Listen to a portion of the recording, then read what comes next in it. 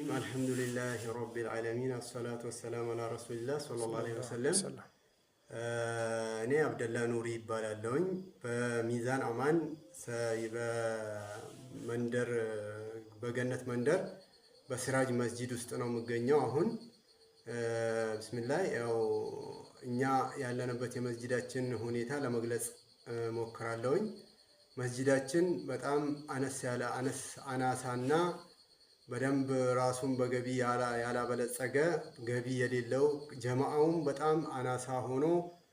ገቢው በጣም ያነሰና በቂ የሆነ ግባት ያገኘን ስላልሆነ ምናልባት ይሄንን የሚከታተሉ ወንድሞችና ጀማ በአጠቃላይ እንዲያግዘን ጥሪ ስለማስተላለፍ ይሆናል በመስጂዱም ዙሪያ ያው የሴቶች ክፍል አለ በቆርቆሮ ነው የተሰራው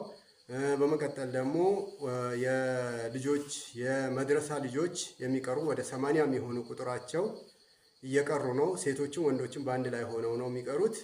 ይህንንም የሚያስቀሩት ኡስታዛችን አንድ ናቸው ያው ገቢ ከማነሱ አንፃር በአንድ ኡስታዝ እየተሸፈነ ያለ ነው ይሄ ሁሉ ተማሪ ስለዚህም ምናልባት የጀማው እገዛ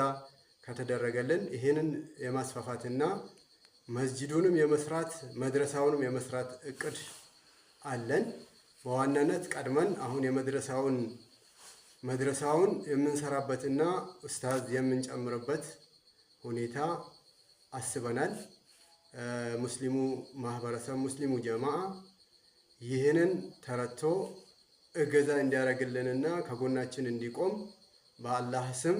ጥሬን አስተላልፋለሁ የሲራጅ መስጂድ አስተዳዳሪ ማሻአላህ